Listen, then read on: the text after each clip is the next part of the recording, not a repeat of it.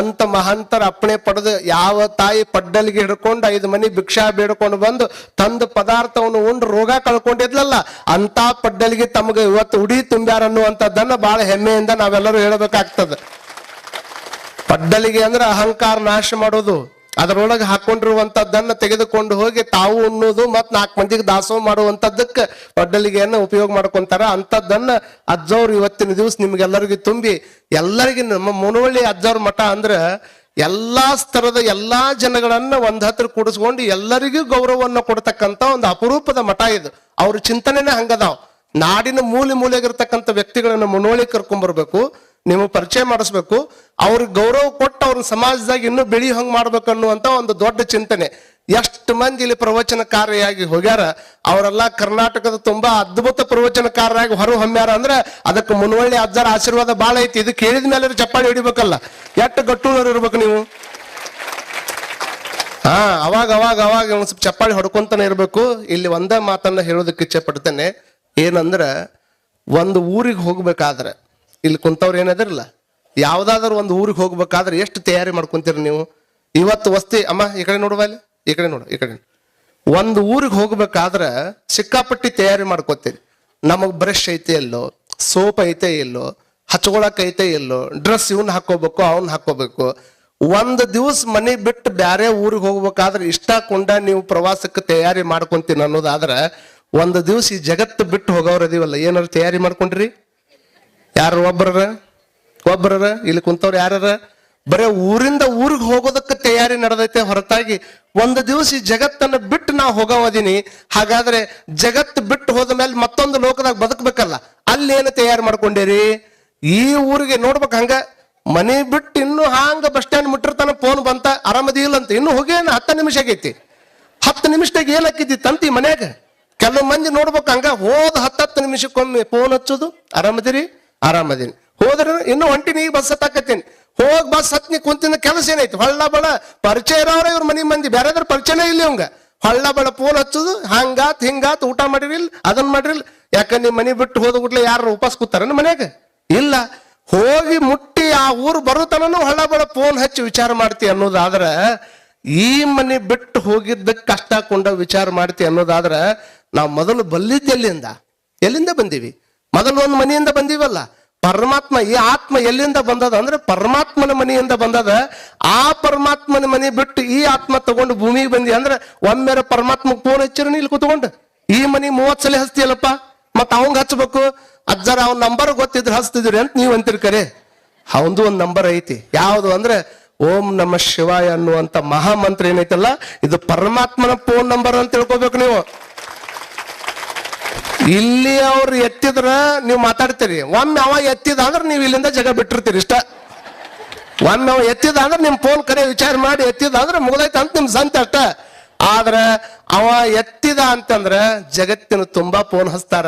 ಕಾರಣ ಇಷ್ಟ, ಈ ಆತ್ಮ ಅಲ್ಲಿಂದ ಬೇರ್ಪಟ್ಟು ಇಲ್ಲಿ ಬಂದೈತೆ ಅಂದ್ರೆ ಯಾವಾಗ್ಲೂ ಪರಮಾತ್ಮನ ಕೂಡ ಕನೆಕ್ಟ್ ಆಗಿರ್ಬೇಕಿದು. ಈಗ ನಿಮ್ಗೆ ಸಣ್ಣ ಒಂದು ಉದಾಹರಣೆ ಹೇಳಿ ಮುಗಿಸ್ತೀನಿ.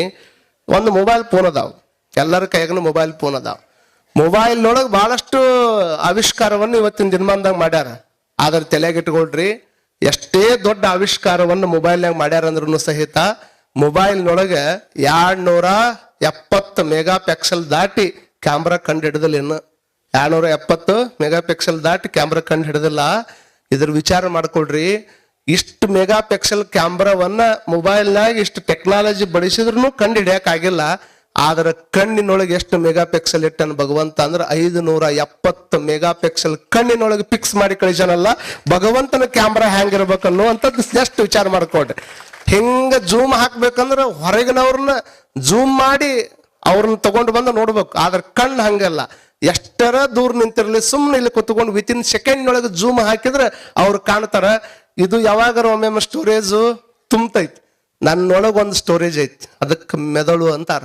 ಏನು ಮೆದುಳು ಎಷ್ಟು ಗ್ರಾಮ್ ಐತಿ ಅಂದ್ರೆ, ಸಣ್ಣ ಹುಡುಗರು ಮೆದುಳಿನ ತೂಕ 400 ಗ್ರಾಮ್ ಇರ್ತದ. ದೊಡ್ಡವ್ರ ಮೆದುಳಿನ ತೂಕ 1200 ನಿಂದ 1400 ಗ್ರಾಮ್ ಇರ್ತದ.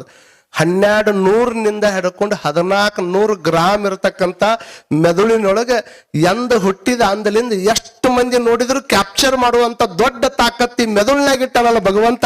ಇದಕ್ಕೆ ನಾವು ಅವನನ್ನು ಸ್ಮರಣೆ ಮಾಡ್ಬೇಕಾಗ್ತದ. ವಿಚಾರ ಮಾಡ್ಕೊಳ್ರಿ. ಈ ಫೋನಿನೊಳಗ ನಿಮ್ಗೆಲ್ಲರಿಗೆ ಗೊತ್ತೈತಿ, ಫೋನ್ ಎಲ್ಲರ ಕೈಯಾಗ ವಿಚಾರ ಮಾಡ್ತೀರಿ. ಒಂದು ಚಲೋ ಮೊಬೈಲ್ ಫೋನ್ ತಗೊಂಡ್ ಬಂದು ಇಟ್ಕೊಂಡಿರಿ.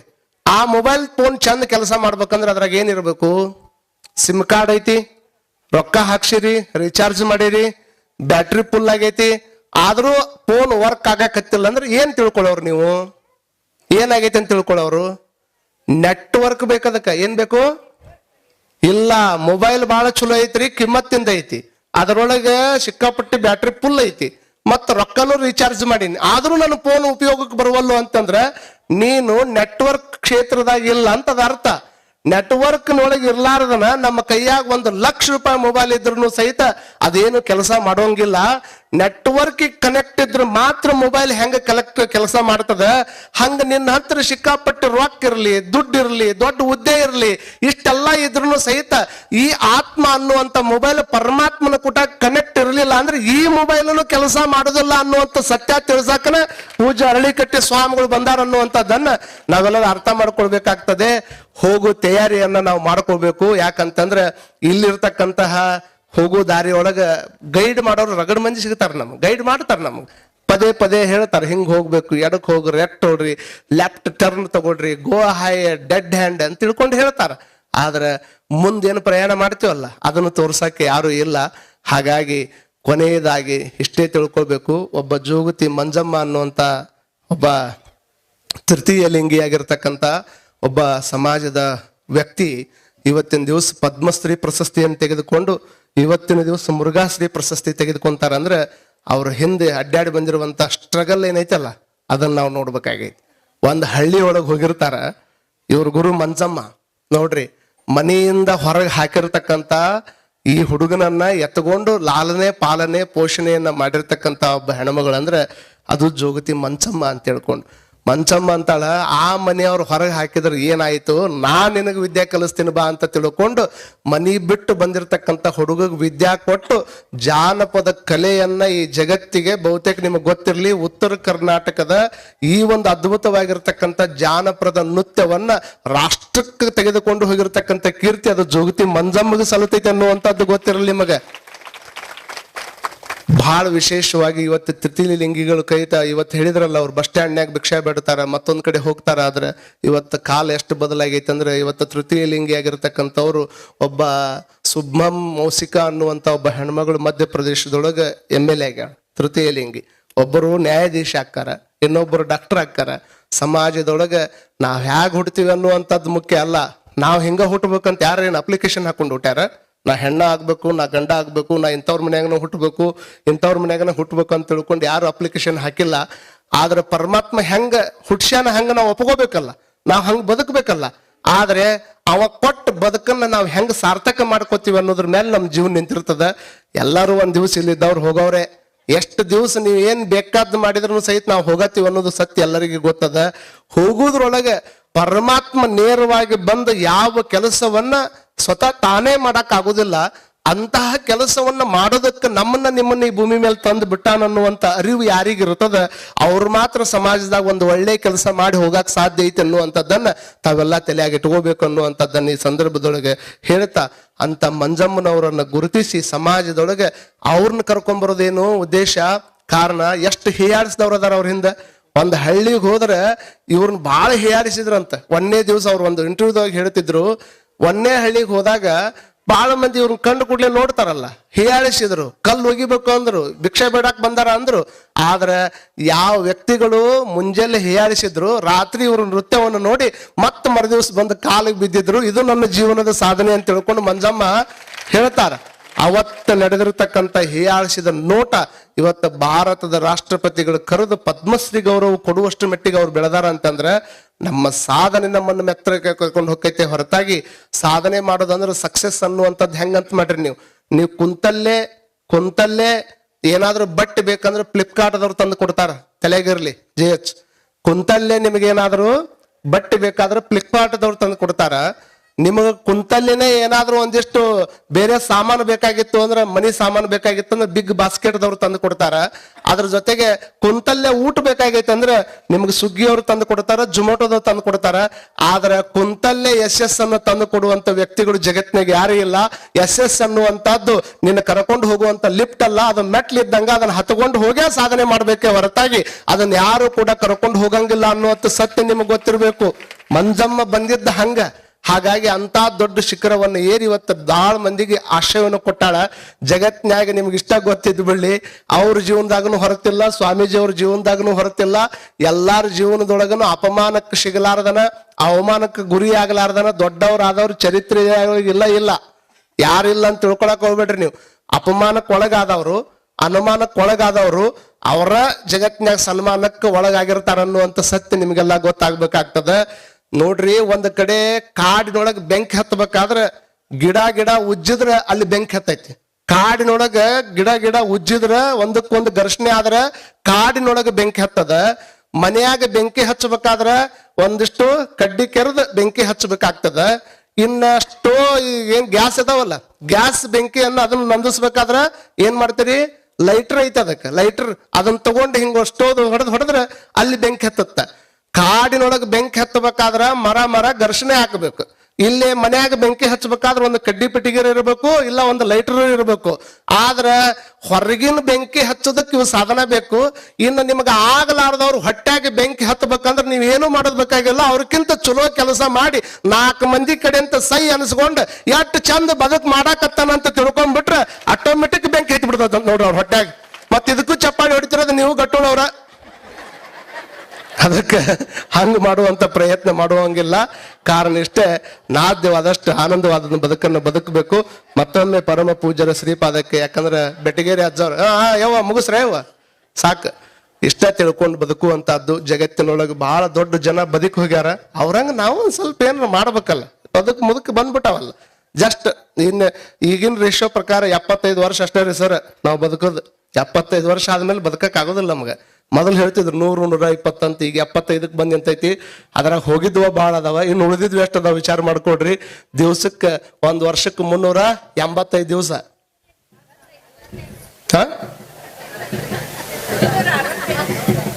ಅಲ್ಲ, ಎಷ್ಟು ಜಾಗೃತ ಇದ್ರಿ ನೋಡ್ರಿ ನೀವು. ಪಾಪ ನಾವ್ 385 ಅಂದ್ರೆ ನಮ್ಗೇನಾಗದ್ ಕೆಟ್ಟೈತ್ರಿ. ಮತ್ತೆ ಇತ್ತಿತ್ತಾಗ ಏನಾದ್ರೆ ಸರ್ಕಾರದವ್ರು ಹೆಚ್ಚು ಮಾಡಿ ನನಗಿಂದ್ರಿ ಮತ್ತೆ ನೀವು 385 ಅಂದ್ರೆ ಹೂನ ಅನ್ನೋದು. ಯಾಕಂದ್ರೆ ಸರ್ಕಾರದವ್ರು ಎಲ್ಲ ಫ್ರೀ ಕೊಟ್ಟಂಗೆ ಬಹುತೇಕ ಆಯುಷ್ಯನ ಒಂದಿಷ್ಟು ಫ್ರೀ ಕೊಟ್ಟಾರನ ಅಂತ ತಿಳ್ಕೊಂಡ್ರೆ ಹೆಂಗ್ ಮಾಡೋದು? ಅಯ್ಯವ್ವ, ಈ ಫ್ರೀ ಆದ್ಮೇಲೆ ನಿಮ್ ಸುದ್ದಿ ಹೇಳಕ್ ಕೊಲ್ಲ ಅಂದ್ರೆ ಎಲ್ಲಾ ಧರ್ಮಸ್ಥರು ವೀರೇಂದ್ರ ಹೆಗಡೆ ಅವ್ರ ಕೈ ಮುಗಿದು ಹೇಳಕತ್ತಾರ, ಸಾಕಿನ್ ಬರಾಕ್ ಹೋಗ್ಬಿಡ್ರಿ ನಮ್ ಕಡೆ ಅಂತೇಳಿ.